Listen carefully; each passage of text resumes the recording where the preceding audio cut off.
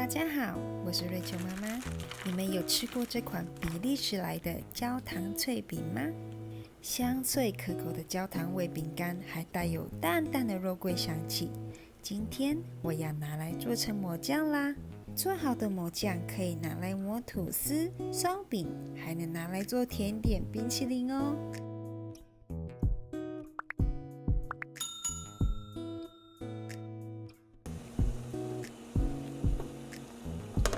抹酱需要一个干净且消毒过的玻璃罐，这样才能适当保存。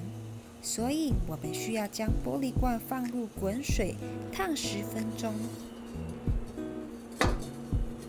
烫完了就将罐子夹起来，放凉，自然风干就行了，不需要再额外擦拭哦。罐子处理好了，就来做抹酱咯。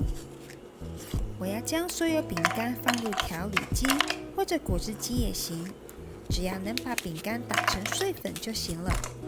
为了让饼干好打碎，可以将它们折成碎块哦。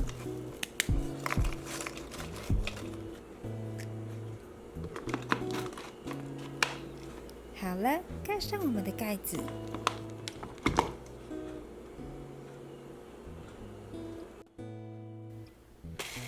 我们就先打碎饼干，需要打成粉末状的，越细越好。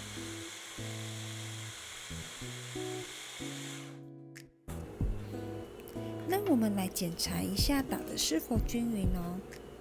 所以粉末状程度就要像这个样子。再来，我们加入浓缩牛奶，要继续打成泥状的浓稠度。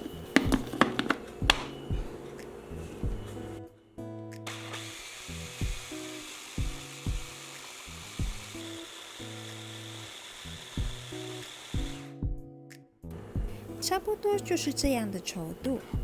如果觉得太稠，可以再加一点浓缩奶下去打。若是觉得太稀呢，就再多加几块饼干下去咯。最后，我们就把其他食材加下去，继续打均匀就完成啦。食谱里有加少量的柠檬汁，目的是为了帮助延长抹酱的新鲜度以及保存时间，是完全吃不出酸味的哦。ta啦，抹酱就这样完成了，是不是非常简单呢？